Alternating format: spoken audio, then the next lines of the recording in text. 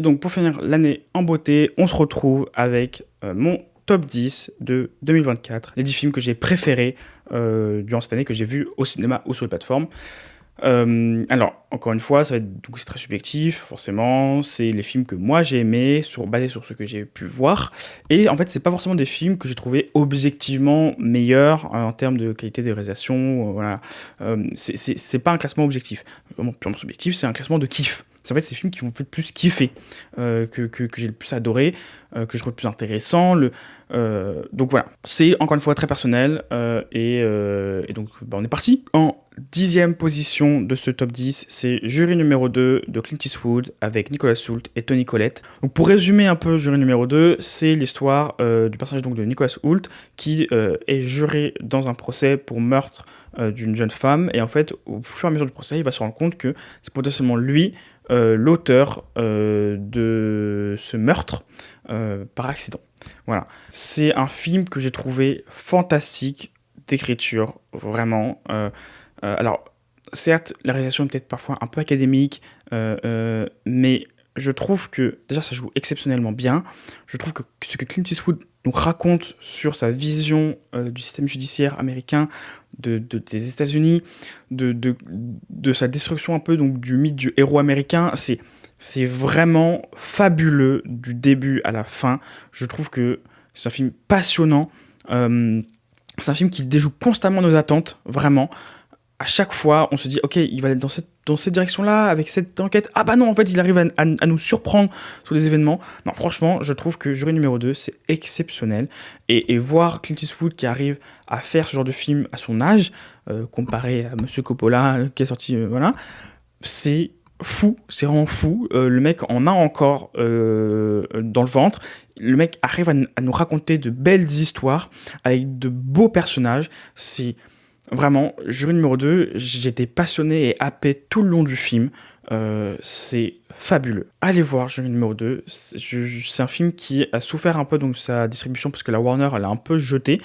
Et aux États-Unis, il a vachement flop. Mais en France, on l'a vraiment soutenu à mort. Et il a fait des très bons scores en plus. Et c'est 100% mérité. Donc, en plus, c'est potentiellement le dernier film de Clint Eastwood, on sait jamais, avec lui, hein, parce que le monsieur est quand même très âgé.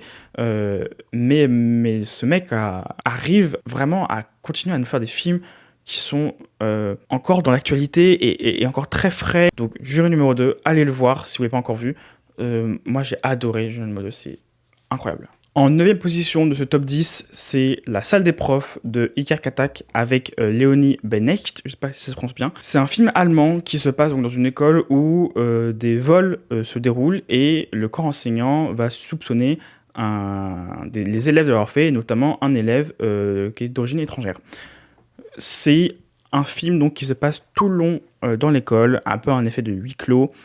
C'est fabuleux d'écriture, c'est juste d'une justesse incroyable, la réalisation en tension constante. En fait, c'est un film qui, de base, part sur un peu un drame, et on pense que ça va être un drame tout le long, mais qui peu à peu se transforme en thriller vraiment, vraiment glaçant, limite à des moments. Je trouve que c'est d'une justesse tout le long dans ce que ça raconte sur le traitement donc sur les étrangers, mais aussi donc sur le rapport entre les profs et les élèves. C'est aussi un film donc qui montre comment est-ce que la société peut monter un peu la peur entre les personnes. En fait, c'est un film aussi qui est surprenant à chaque fois, qui a plein de petits twists, plein de petits trucs.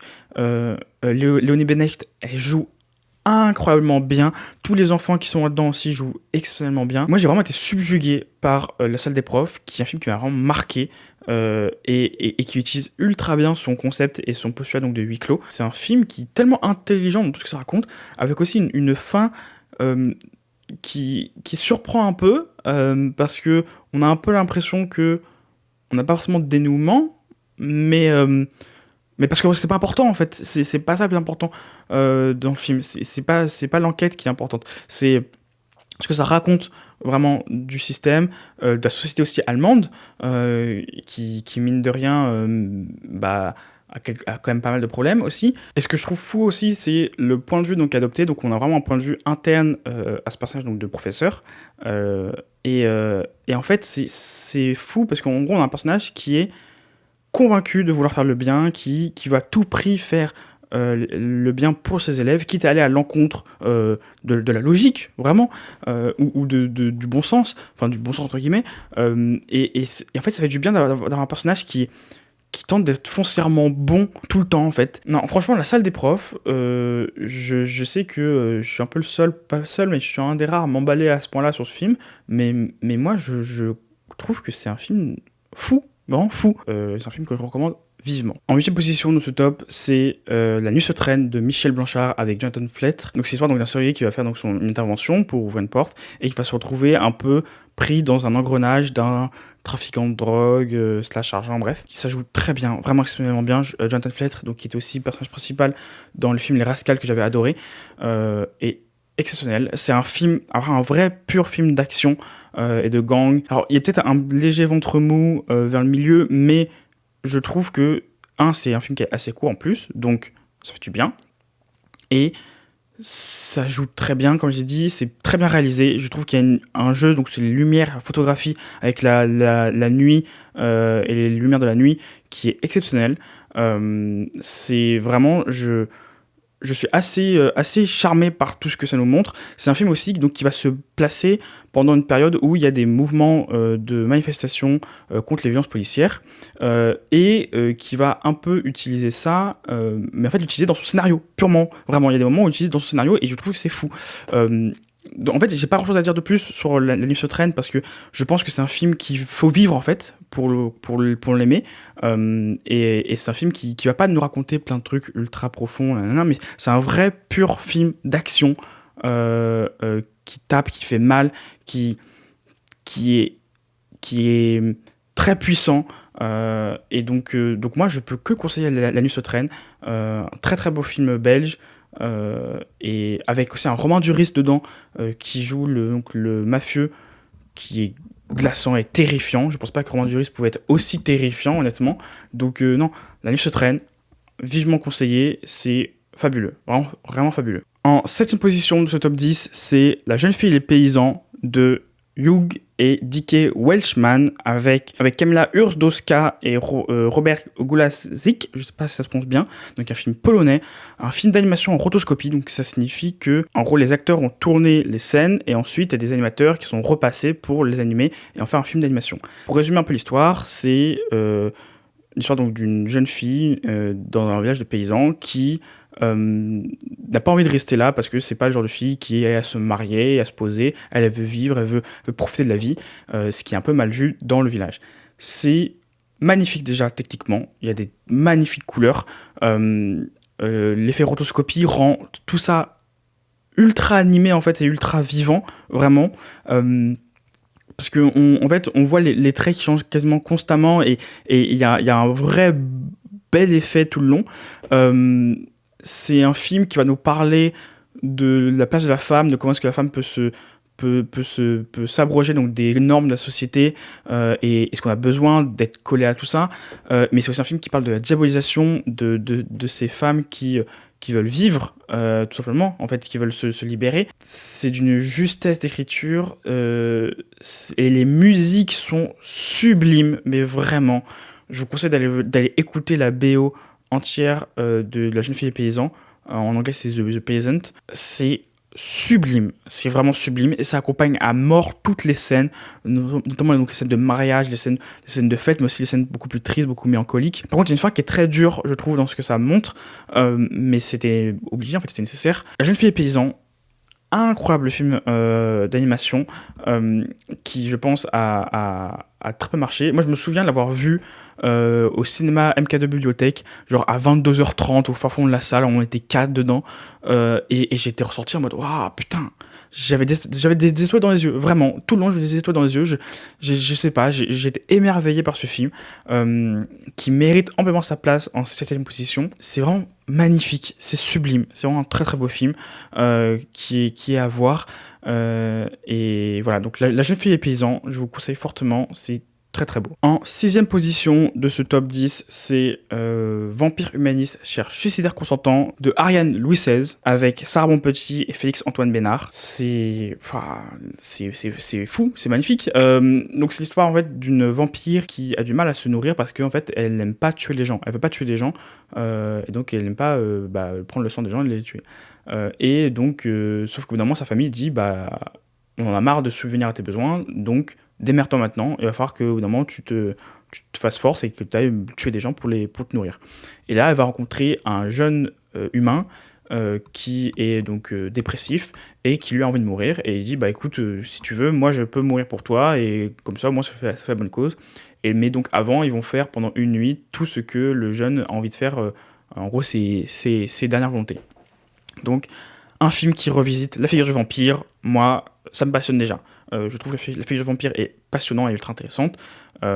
Et donc là, en plus, c'est vraiment d'une façon très intéressante et assez novatrice, je trouve. Donc c'est un film québécois aussi, par contre. Donc c'est bien québécois à des moments, des fois peut-être un peu difficile des fois à comprendre, mais c'est un film qui nous raconte forcément, donc, il parle de la mort, il parle de l'euthanasie aussi beaucoup, qui a un énorme message sur l'euthanasie, forcément. Il parle du suicide assisté, de comment est-ce que les gens vivent ça en fait, et comment est-ce qu'on peut le supporter. Mais c'est aussi un film qui traite de plein d'autres sujets, donc comme le véganisme, de l'adolescence, des relations familiales, de la puberté, des troubles anxieux, des santé mentale, du suicide, enfin, bref, c'est un film qui aborde énormément de sujets, vraiment. Donc on peut se dire peut-être beaucoup trop de sujets, mais non, parce qu'en fait il le fait de manière très juste, parce que déjà sont tous un peu liés, et deux, c'est assez bien agencé, assez bien construit pour que ça ne perde pas. Ensuite, c'est magnifiquement bien réalisé, vraiment. Il y a un jeu sur la photographie, sur la lumière, sur les couleurs, notamment entre le rouge et le bleu, le rouge du sang et le bleu de la nuit, qui est sublime. Les acteurs et actrices sont exceptionnels, je trouve, mais vraiment exceptionnels. Sarah Petit et Félix-Antoine Bernard, c'est fou, c'est vraiment trop exceptionnel. Donc en fait, comme je dis, le scénario peut paraître très simpliste et très banal, mais je trouve que le film brille vraiment par ces personnages qui sont d'une justesse constante, qui sont passionnants. Et c'est un film qui, paradoxalement, est aussi très drôle. Mais pas drôle en mode comédie, poète-poète, où on fait des blagues, nanana. Non, c'est drôle parce qu'en fait, il présente des situations. En gros, c'est un peu du comique de situation. C'est des situations qui sont drôles, et donc forcément, tu vas rire. Mais c'est aussi un film qui est très touchant, avec une fin exceptionnelle, je trouve, d'une justesse assez folle. J'utilise beaucoup les mots justesse exceptionnelle, mais parce que, en fait, tout ce top 10, pour moi, je trouve que c'est des films magnifiques, vous allez voir. Mais donc, non. Vampire humaniste, donc cherche suicidaire consentant, moi, ça a été un film que j'attendais énormément après les premières bandes annonces et en lisant le synopsis. Et j'ai vraiment pas été déçu du tout. C'est encore une fois, le cinéma québécois montre que putain, ils sont forts, ils sont très forts, ils sont très très forts, et ils sont en force ces derniers temps. Et vous allez voir dans la suite du classement, il y en a un autre aussi qui est très très bon, qui est de très bonne qualité. Donc non, franchement, allez voir ce film si vous l'avez pas encore vu. Je pense il me semble qu'il est disponible sur Canal, il me semble. Donc non. C'est exceptionnel et il mérite sa place dans ce top 10. Et donc maintenant, on entre dans le top 5. Et à la 5e position, on a Good One de India Donaldson avec Lily Colias, James Legros et Danny McCarthy. Pour résumer ce film, c'est l'histoire très simple d'une jeune adolescente qui part en randonnée avec son père, un ami de son père. Et voilà, on suit leur randonnée et il va se passer des choses. C'est déjà un premier long métrage de India Donaldson qui est franchement une magnifique surprise. Je m'attendais pas du tout à être autant bluffé par ce film. C'est une œuvre qui essaie de nous parler donc du patriarcat intériorisé chez les hommes, qui met en image un peu, vous savez, les petites remarques que nos parents nous faisaient quand on était plus jeunes, à chaque fois les petits trucs sur notre façon de conduire, notre façon de nous habiller, sur ce qu'on mange, sur qui on est. C'est des petites remarques qui sont agaçantes, qui montent, et le film, c'est ça tout du long. C'est vraiment un film qui va agacer, qui va énerver, qui va tendre, qui je trouve est passionnant par ses personnages. Donc la jeune adolescente par exemple part en randonnée avec des quarantenaires, donc c'est son père, c'est quarantenaires, cinquantenaires, qui eux ont des problèmes dans leur vie, des problèmes de couple et des problèmes liés à l'âge. Et en fait, là où ces mecs vont se dire nous sommes les adultes, c'est nous les responsables, c'est nous les meilleurs, en fait petit à petit on va se rendre compte que cette jeune adolescente, c'est quasiment elle en fait qui gère le mieux la situation, que ça soit tant de manière pratique sur la randonnée en tant que telle, mais aussi de manière émotionnelle sur les problèmes que cela engendre, sur les problèmes auxquels ces personnes sont confrontées. C'est un film que je trouve magnifique d'écriture tout le long. C'est aussi une œuvre qui se passe donc dans la nature et qui filme incroyablement bien la nature, notamment les cours d'eau, que ce soit les cours d'eau, les arbres, qui a un vrai travail sur le son, le bruit du vent, le bruit des feuilles qui craquent sous le pas. C'est un film déjà, donc plastiquement, comme je dis, qui est magnifique, qui est ultra bien écrit, qui est interprété de main de maître par ce trio. Et donc, pour revenir un peu donc, sur globalement l'histoire et tout, c'est il y a juste à partir d'un moment où il y a un point pivot qui va faire sombrer le film dans un truc un peu plus dérangeant encore, mais je trouve que la réalisatrice arrive quand même à déjouer tout ça et à ne pas tomber dans le mélodrame et dans le too much. Donc franchement, Good One, c'est une magnifique surprise de film indé américain.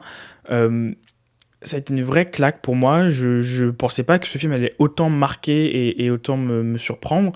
Par contre, je vous préviens, c'est un film à la fin, on a envie d'encastrer des gens dans des murs parce que tu te dis putain, mais genre ça m'a rappelé tellement de petits trucs qui sont pas graves, hein, c'est ces petites remarques qui sont pas graves hein, que mes parents ont pu faire ou que d'autres personnes ont pu faire quand les adultes ont pu me faire, qui sont agaçants, tu vois.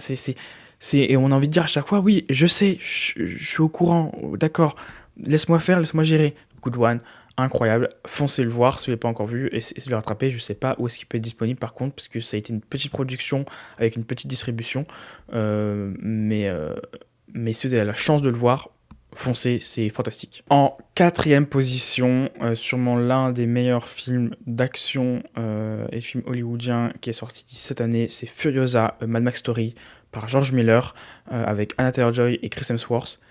C'est incroyable, vraiment. Donc, pour faire l'histoire, c'est un film préquel sur l'histoire de Furiosa qu'on a pu voir dans Fury Road et sur comment est-ce que elle est devenue Furiosa en fait. C'est un film qui est tellement intéressant dans tout ce que ça raconte. C'est un film qui est tellement intéressant dans comment ça le montre, comment ça la mise en scène. C'est un film qui regorge d'idées. George Miller, encore une fois, comme tous ces Mad Max, comme beaucoup de ses films en fait, à chaque fois se réinvente et change un peu à chaque fois les choses. Et c'est comme ça il a pu faire Mad Max Fury Road et Babe par exemple. Ça n'a aucun sens. Mais George Miller continue encore une fois son exploration du mythe et de comment est-ce qu'on construit un mythe et une histoire. Il avait fait avec 3000 ans, son premier film, je crois que c'est 3000 ans à t'attendre, j'ai plus exactement le nom en tête, et là il continue. Je trouve que déjà, encore une fois, la photographie est magnifique, les scènes d'action sont superbement bien filmées, c'est vraiment du grand cru hollywoodien, comme on a rarement vu et comme ça fait très longtemps qu'on n'a pas vu, mais surtout c'est aussi un film qui a tellement de choses intéressantes à raconter, quoi. C'est un film qui va nous parler de la masculinité toxique, enfin forcément, c'est un film qui encore une fois, comme beaucoup de Mad Max, essaye d'explorer un peu cette homosexualité un peu intériorisée chez les hommes, forcément. C'est un film qui va piocher dans les mythes romains, de la Rome antique, avec des personnages comme le personnage donc, de Chris Hemsworth.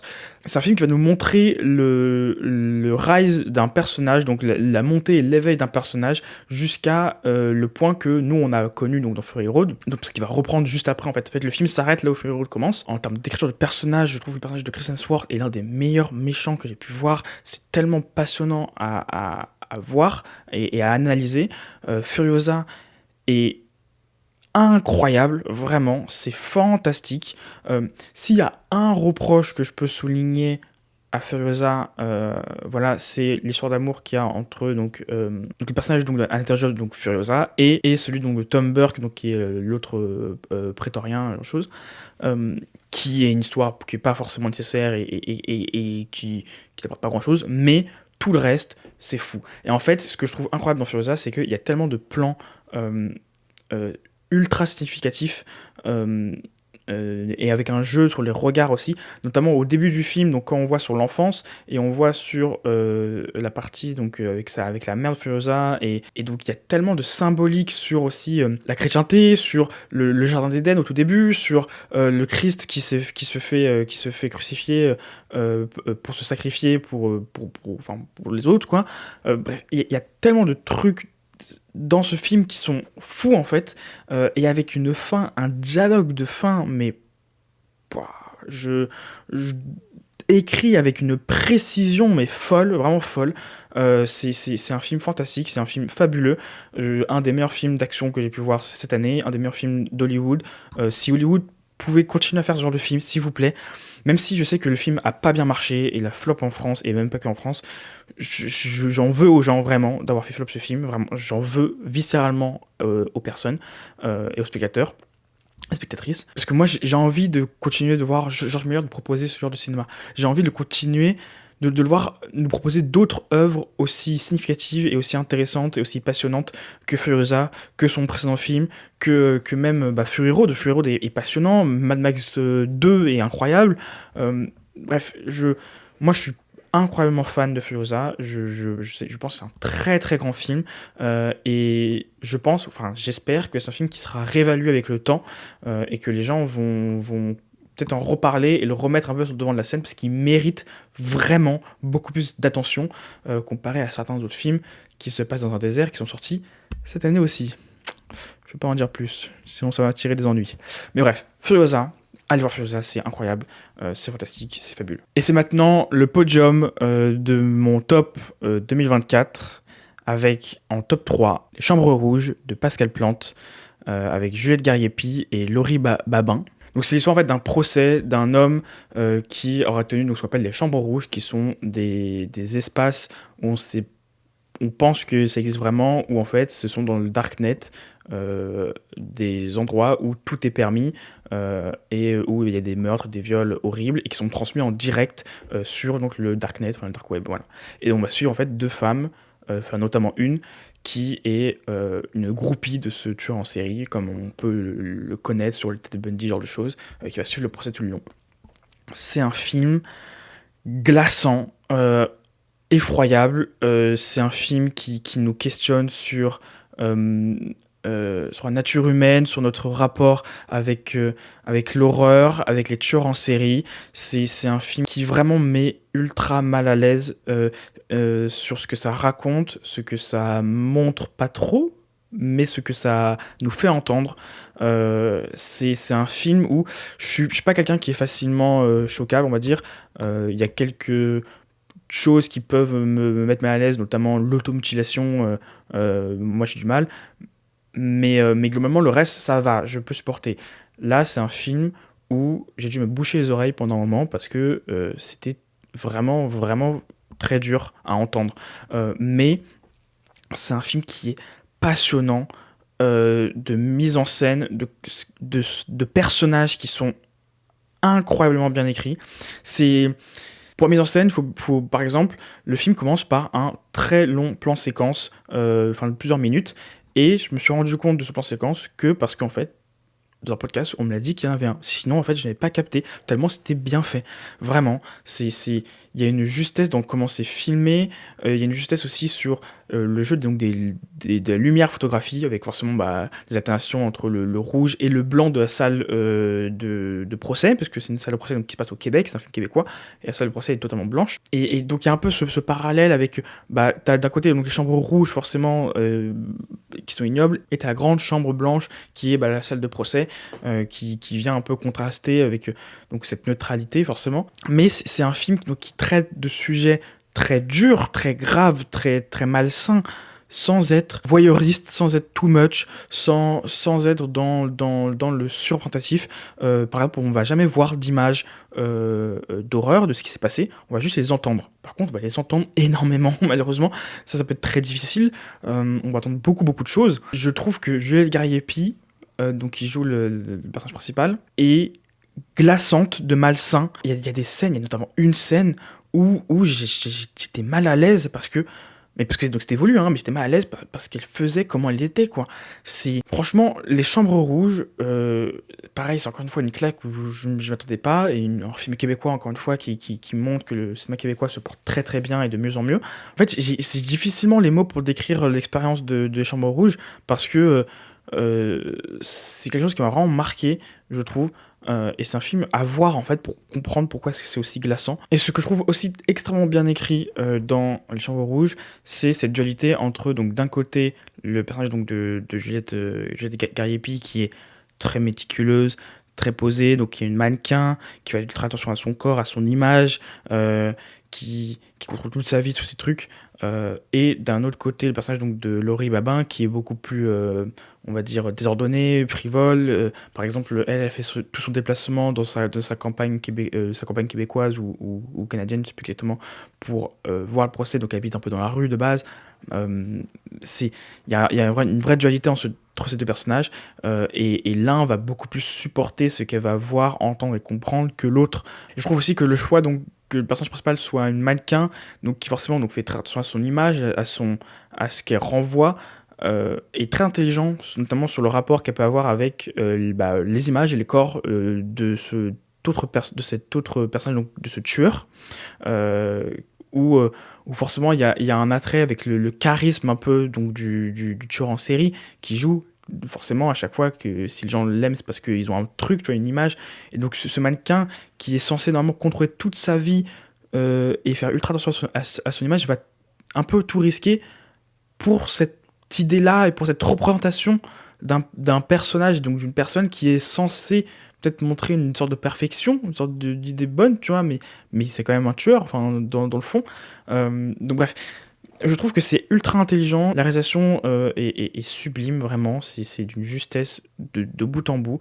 Donc franchement, Les Chambres Rouges, si vous n'avez pas pu le voir quand il passe au cinéma, je pense qu'il est sur Canal, pareil, allez le voir, ou même trouvez-le, voilà, mais allez le voir, c'est incroyablement bien écrit. En deuxième position de ce top des 24, on a The Iron Claw de Sean Dorkin avec Zac Efron, Holt McCalley, Jeremy Allen White, Harris Dickinson, bref, beaucoup d'acteurs et d'actrices. Histoire donc tirée de la vie de la famille Von Erich, qui était une vraie famille qui a existé, donc de catcheurs assez importantes, qui ont connu de nombreuses tragédies assez atroces. Et il faut comprendre que le film ne montre pas toute la réalité et oblitère beaucoup de choses parce que c'est encore plus affreux que ce que le film montre. Euh, si ce film est dans mon top 2, malgré tous les autres films que j'ai pu parler, qui sont peut-être beaucoup plus intéressants en termes de thématiques ou de réalisation, ce genre de choses, mais c'est un film qui m'a énormément touché, vraiment, parce que c'est un film donc, qui va nous parler d'une relation familiale, de relation fraternelle, de relation entre le père et le fils, de l'héritage, un peu de notre malédiction avec notre héritage, de comment est-ce que la vie de nos parents peut influencer en bien et en mal notre famille, ce qui sont des thématiques très importantes pour moi et très personnelles, forcément. La question donc de la transmission et des relations entre que ce soit père-fils ou entre frères, quelque chose de très important personnellement. Et c'est un film qui m'a poignardé à la fin, vraiment, j'ai pas d'autres mots, je pense. C'est un film où j'étais en larmes, en fait j'étais en larmes parce que c'est magnifique. Sean Durkin va aussi explorer un peu toutes les questions de masculinité toxique, c'est cette fameuse tradition de un homme ne pleure pas, un homme ne montre pas ses émotions, un homme est fort, un homme est là pour subvenir aux besoins de sa famille, et c'est à lui de faire ça, donc il doit être fort. Et donc c'est un film qui va essayer de nous remettre un peu tout ça en question et tout ça enfin qui va un peu essayer de détruire toute cette figure là très américaine en fait, de cette représentation de la famille et de l'homme. The Iron Claw contient très peu de personnages féminins, mais parce que ça raconte vraiment enfin, la vie d'homme, donc forcément, voilà. Mais il y a quand même des personnages féminins donc, qui sont la mère des frères Von Erich, ainsi que la copine du personnage donc, de Zac Efron, qui sont des personnages très importants, vraiment, et qui sont sûrement les personnages féminins plus intéressants, je pense, parmi ceux que j'ai pu voir cette année. Parce que c'est un peu leur point d'accroche et leur base sur la fragilité que peuvent avoir les hommes, mais aussi, enfin ça je parle donc pour la copine du personnage de Zac Efron, mais pour la mère c'est aussi comment est-ce que les femmes peuvent elles-mêmes intérioriser ça et elles-mêmes accepter ce système-là qui n'est pas bon, que ce soit pour elles ou même pour les hommes. C'est un film qui brille aussi par sa réalisation, notamment les scènes de catch. Et ça alterne vraiment entre une réalisation très proche des corps et des visages pendant les scènes de catch, très dynamique forcément, et une relation beaucoup plus neutre et beaucoup plus statique dans les scènes de vie. Mais c'est à chaque fois, ça nous montre quelque chose sur le développement des personnages, sur comment est-ce qu'ils se construisent. Notamment, par exemple, les premières scènes de catch sont filmées de manière très précise, chirurgicale, c'est bien net, bien précis, c'est fabuleux. Plus ça va, plus ça avance, plus les personnages ont des doutes, plus les personnages ont des failles, plus les personnages se remettent en question, et donc la réalisation pour les scènes de catch vont être beaucoup plus bancales, beaucoup plus hésitantes, beaucoup plus... mais bancales, pas en fait dans le mauvais sens du terme, hein. La réalisation va illustrer un peu le changement émotionnel des personnages, et je trouve que c'est fabuleux comme processus. C'est un film qui va, comme je dis, va détruire tout ça, avec le personnage donc de Holt McCallany, qui se veut être moteur de la famille et lancer le mouvement, mais qui va être l'instigateur de sa destruction en fait. Donc c'est un film qui nous montre aussi comment est-ce que on peut, malgré toutes les bonnes volontés du monde, détruire totalement sa famille pour essayer de poursuivre un rêve qui n'est pas le leur et qui est le nôtre en fait et qu'on essaie d'imposer. Et je trouve ultra intelligent le fait d'avoir choisi donc le cadre du catch pour raconter cette histoire, parce que c'est un art, une activité qui est emplie de faux, de factices en fait. C'est des gens qui essaient de nous faire croire à des choses, essaient de nous mentir sur certaines choses, enfin mentir entre guillemets, de nous cacher la vérité pour le spectacle. Et je pense qu'il y a beaucoup de corrélations à faire entre ce que raconte The Iron Claw et le catch, mais aussi le rôle d'acteur, d'actrice, et comment est-ce que en fait un rêve, que ce soit de catcheur, mais aussi d'être acteur par exemple, ou actrice, peut nous détruire à tel point, ou peut essayer de détruire notre famille à tel point on est investi dedans et on s'y donne corps et âme. Et ensuite, tout ça en fait est servi par un casting mais fabuleux. Zac Efron nous livre sûrement une de ses meilleures interprétations et meilleurs rôles.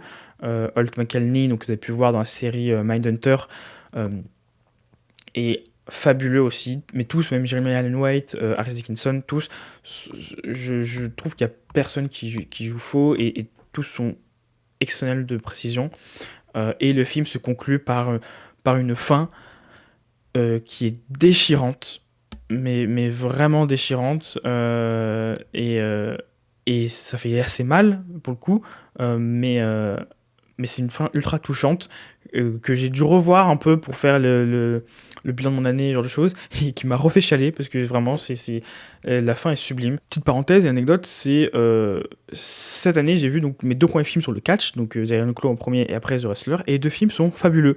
Donc j'ai l'impression que peut-être la thématique du catch qui se rapproche beaucoup, en fait les 2 films se rapprochent beaucoup sur pas mal de thématiques, marche plutôt bien sur moi, j'ai l'impression. Donc honnêtement, The Iron Claw, si vous n'avez pas eu l'occasion de le voir quand il était en salle, allez le voir. C'est incroyablement bien écrit et c'est fabuleux. Avant de donner mon top 1 de 2024, quelques mentions honorables quand même à l'avance. Ce sont des films que j'ai pas mis dans mon top 10 parce qu'il fallait faire des choix, voilà, il fallait choisir, et donc choisir c'est renoncer, comme dirait un grand homme, donc quelques mentions honorables avant. Donc notamment l'histoire de Soleiman de Boris Lochkin avec Abou Sangaré, qui est un très très beau film français sur un livreur Uber Eats qui est en fait immigré et qui essaie d'avoir ses papiers. C'est vraiment magnifiquement bien écrit, c'est super bien joué en plus, qui sont des acteurs pas professionnels, enfin Abou Sangaré n'était pas un acteur professionnel de base, et avec une scène de dialogue et de fin mais déchirante et incroyablement bien écrite, et avec un silence à la fin qui a laissé toute la salle vraiment où j'étais dans le plus profond désarroi. Donc l'histoire de Soleiman qui est magnifique. J'aimerais aussi parler de Monkey Man de Dev Patel, et aussi avec Dev Patel, qui est une histoire de vengeance, un film d'action sur la vengeance indien, qui est le premier film donc réalisé par Dev Patel, où il joue vraiment de l'action pure, tu vois, vraiment, et qui met en avant donc ses capacités martiales, on va dire. C'est vraiment un très très bon film. Alors, il y a quelques petits défauts sur l'utilisation peut-être de flashbacks, genre de choses qui sont peut-être pas nécessaires, mais ça reste vraiment, je trouve, une très belle surprise, un très bon film d'action, ce qui fait vraiment plaisir et qui offre beaucoup de choses, vraiment. On sent que Dev Patel tente beaucoup de choses, offre des choses, et il va à fond et prend du kiff à mort, et on le ressent, donc forcément ça me transmet aussi un peu de kiff quand on voit le film. Donc franchement, Monkey Man qui est vraiment vraiment excellent, très belle surprise aussi. Et j'aimerais aussi parler donc des Chroniques de Téhéran, de Ali Asghari et de Alireza Khatami, avec plein d'acteurs et d'actrices différentes, qui est en fait un film où on va suivre 9 petites histoires de personnes qui habitent à Téhéran et qui font face au régime autoritaire et aux absurdités administratives. Donc c'est que des plans fixes en fait à chaque fois, mais c'est un film que j'ai trouvé passionnant dans son processus, donc quand ça le raconte, et de ce que ça dit un peu sur Téhéran et sur l'Iran. Chronique de Téhéran, c'est très surprenant.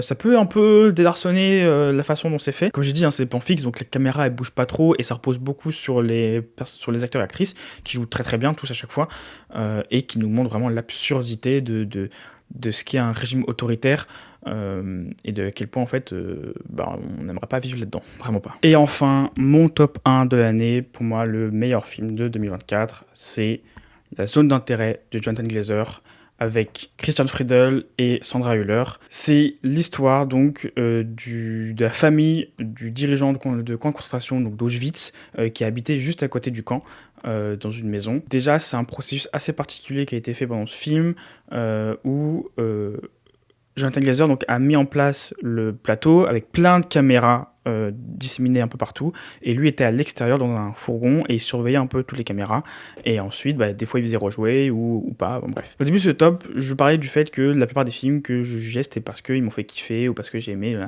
On peut pas dire qu'on a aimé La Zone d'intérêt, tu peux pas dire que j'ai aimé La Zone d'intérêt parce que c'est un film qui ne peut pas être aimé en fait, mais c'est pour moi le film le plus passionnant de 2024, et sûrement l'un des plus passionnants de ces dernières années. Je pense qu'on ne pourra jamais faire une Zone d'intérêt 2, on va dire, enfin un autre film de ce genre-là, parce que c'était un peu le coup d'éclat, vraiment. C'est un film qui, donc, par son sujet très dur et très compliqué, peut être difficile d'aborder, vraiment. Des fois, c'est très dur. Mais c'est une œuvre qui parle donc de ce qui s'est passé pendant la Seconde Guerre mondiale, mais qui est d'actualité vraiment très forte, notamment ce qui se passe en Palestine, mais même pas besoin en fait d'aller aussi loin, en fait, parce que chaque personne dans n'importe quel pays a sa zone d'intérêt.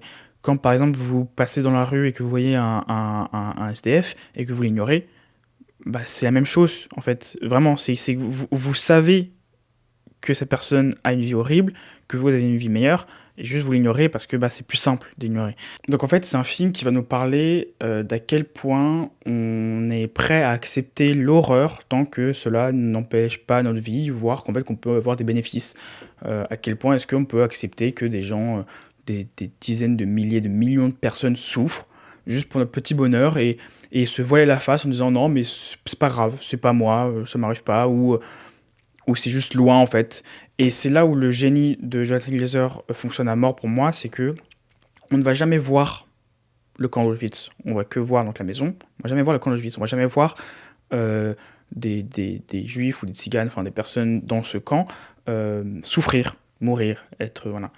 On va juste entendre des bruits de fours, on va voir la fumée des cheminées, on va voir des vêtements qui seront là et que la famille aura récupéré parce que ils sont juste à côté, donc autant les récupérer, on va pas les jeter, c'est trop bête.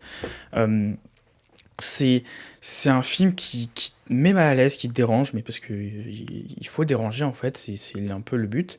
Donc c'est aussi la zone d'intérêt va aussi aborder quelque chose que je trouve assez passionnant, c'est un peu cette industrialisation de la mort en fait. On va vraiment avoir des scènes où on va avoir des généraux allemands qui vont se réunir autour d'une table et discuter sur concrètement comment est-ce que on peut être de plus en plus efficace, comme s'ils parlaient de la production d'un médicament ou d'une pièce détachée. Enfin, c'est, je trouve, fascinant d'écriture, de ce que ça raconte, comment ça le raconte, et c'est glaçant aussi. Sandra Hüller et Christian Friedel sont tous les deux incroyables dans leur interprétation et comment ils le mettent en avant, comment ils le mettent en scène, enfin comment ils le jouent. C'est un film que j'ai vu qu'une seule fois, je ne l'ai pas revu depuis, parce que je sais pas si je le reverrai, mais voilà. Mais je pense que j'aimerais bien quand même m'y replonger dedans un jour, parce qu'il y a quelques scènes où j'ai encore un peu de mal à les analyser, à les comprendre et à voir ce que ça veut me montrer, mais globalement, je trouve que le film est passionnant, vraiment, est incroyable. Et cette mise en scène très chirurgicale et très neutre fonctionne parfaitement bien avec ce que raconte le film, où, bah, comme j'ai dit, en fait, c'est comment être de manière efficace pour tuer des gens. Bah là, c'est pareil, c'est comment être de manière efficace et plus simple, en fait, et plus direct sur comment filmer ça. Et donc, Jonathan Glazer, pour pas tourner un peu dans le pathos et dans le dramatique trop forcé, bah, décide de pas faire trop d'extravagance en termes de mise en scène et réalisation. Ce qui pouvait faire peur au début, parce que je me suis dit, bah, s'il fait ça, on va voir un film très plat et très neutre, et donc il va être un peu timide. Mais justement, ça sert à mort le film et le propos du film. Donc on a aussi la fin que je trouve fabuleuse et terrifiante de cet homme, de ce général, de ce dirigeant, qui pendant un bref instant se rend compte de ce qu'il fait en fait. Prend conscience un peu de l'ampleur de la situation et du surréalisme en fait. Juste un bref instant, qui va regarder un peu dans le vide, et ensuite il va reprendre sa route et continuer parce que bah c'est ce qu'il doit faire, c'est ce qu'il pense pouvoir faire, et c'est ce qu'on lui a toujours inculqué. Euh, et, euh, et vraiment c'est fou en fait de ce qu'on peut voir, de ce qu'on peut dire dans ce film. Je suis un peu sans voix, j'étais un peu sans voix quand j'ai vu ce film de base, qui m'a rappelé un bouquin que j'ai commencé à lire, j'ai pas fini, qui s'appelle La mort est mon métier de Robert Merle, qui est pareil un livre sur un des dirigeants d'un camp de concentration pendant la Seconde Guerre mondiale, qui était aussi glaçant. Enfin, le peu que j'avais lu, c'était assez glaçant. Mais là, le voir ça mis en scène, c'est très dur. Vraiment, le film est vraiment pas facile. Et puis, même, je parlais de la fin, mais juste après donc, cette scène avec ce dirigeant, on a une scène qui fait un bond dans le futur, à notre époque, où bah, les camps sont maintenant devenus des musées, qu'on entretient avec donc, des femmes de ménage qui passent l'aspirateur, qui font les poussières. Et en fait, après avoir vu tout ce qu'on a vu, voir ça, on dit mais ça n'a aucun sens. Enfin, ça n'a vraiment aucun sens. Ces endroits-là qui ont été des zones de torture, qui ont été l'enfer sur Terre pour des millions de personnes, maintenant pour nous c'est limite une attraction, en fait. C'est limite un divertissement. Et en fait, ça nous interroge même sur notre rapport avec ce film, parce que, comme je dis, ça reste un film, donc normalement un film, c'est, voilà, si on peut se dire, ça peut pour divertir, mais oui, maintenant, ces histoires sont maintenant des histoires. C'est étrange de dire ça, en fait. C'est que ce qui s'est passé sont maintenant des choses où on en fait des films. Et donc c'est pour ça que moi je trouve que la démarche de Jonathan Glazer a été vraiment excellente, de pas en faire trop sur la réalisation, parce que il fallait rester neutre, enfin pas neutre, mais il fallait rester simple, il fallait rester direct, et pas essayer d'en faire un objet un peu surdramatique. C'est un peu une chose qui peut déranger avec la liste de Schindler, même si j'aime beaucoup ce film, hein, mais qui peut un peu déranger.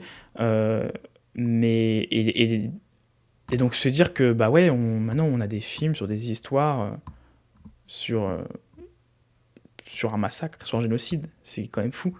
Dans la même veine, on a aussi un film donc, de Michel Hazanavicius qui est sorti cette année, qui s'appelle La plus précieuse des marchandises, qui est pareil un film qui traite donc de la Seconde Guerre mondiale et de la Shoah, et qui a une morale à la fin du film. En gros, le film présente son histoire comme étant un conte, et essaie de nous dire, en fait, un peu une morale à la fin, où il essaie de dire que bah on espère que tout ce qui a été raconté dans ce film n'est qu'un conte, n'est qu'une histoire, mais malheureusement c'est pas le cas. Ça a été la réalité pour beaucoup de personnes, et ça l'est encore actuellement pour beaucoup trop de personnes.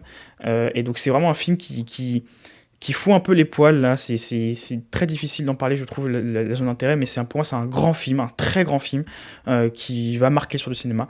Vraiment, j'en suis convaincu. Donc allez voir la zone d'intérêt, ça peut être très difficile, le dispositif peut peut-être vous laisser un peu en dehors, et peut être un peu compliqué de rentrer dedans, mais juste laissez-vous aller, vraiment, n'essayez pas de constituer le truc, juste laissez-vous aller, suivez ce que ça raconte, suivez cette famille qui va limite être nos personnages principaux ou auxquels on va s'attacher entre guillemets. C'est étrange de dire ça alors que c'est des génocidaires. Donc voilà, laissez-vous aller et allez voir la zone d'intérêt. Pour moi c'est fabuleux, c'est un des plus grands films de ces 10 dernières années, et ça va être un très grand film dans l'histoire du cinéma, vraiment. Et voilà, c'était donc la fin de mon top 10 de l'année 2024. Une année que j'ai bien aimé en termes de cinéma pour le coup, même s'il n'y a pas eu forcément, comparé aux autres années, d'énormes coups d'éclat, enfin autant de coups d'éclat que dans les années, moi je trouve qu'il y a quand même eu des très très beaux films. Je parlais de La Zone d'intérêt, je parlais de Furiosa, je parlais de, voilà, qui ont été des films assez importants et assez poignants. Et c'est une année par contre de cinéma que je trouve très intéressante parce qu'on voit que les productions américaines, les grosses productions américaines, commence un peu à désintéresser le public, en termes de chiffres notamment, et même d'appréciation. Et à l'inverse, on voit que les plus petites productions, que ce soit françaises, mais aussi étrangères, ou alors petites productions américaines aussi, commencent un peu à attirer des gens. On l'a vu, bon déjà les productions françaises, on a eu le Comte de Monte Cristo, un petit truc en plus qui ont beaucoup fonctionné, et tant mieux, c'est bien, tu vois, ça fait plaisir. Mais l'histoire de Suleiman qui a fait des chiffres assez incroyables quand même pour un film comme ça, c'est vraiment très bien, vraiment ça offre beaucoup de belles choses. Et je parle aussi donc du cinéma québécois.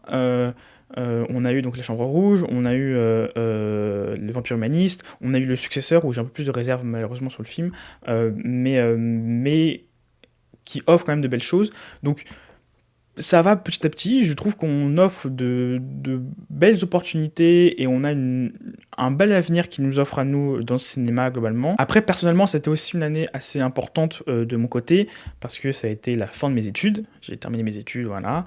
Je me suis lancé beaucoup plus sur Internet, sur la production sur Internet. J'ai pu commencer à écrire pour 2 médias bénévoles que je remercie encore, qui est donc Pelliculte et Fucking Cinéphile, pour lesquels j'écris et que je vais essayer d'écrire de plus en plus et produire du contenu en plus pour eux. Merci à eux de m'accorder leur confiance. Et c'est aussi les 5 ans un peu, on va dire, de mon vrai intérêt pour le cinéma, qui a commencé donc en 2019 quand j'ai découvert Parasite, qui a été pour moi une énorme claque. Et petit à petit, je commence de plus en plus à découvrir du cinéma.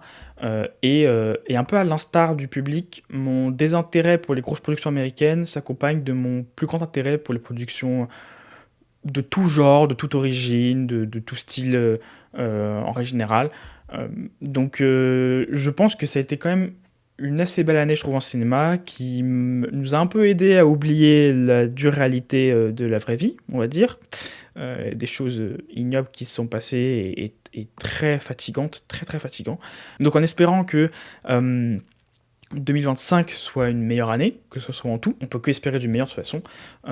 Et moi je vous dis à très bientôt, je vais essayer de produire beaucoup plus, que ce soit sur YouTube mais aussi sur mes réseaux, donc n'hésitez pas à suivre sur les réseaux, je vais essayer de les mettre en description. Voilà, et je vous dis à très bientôt, et bonne fête de fin d'année à tous.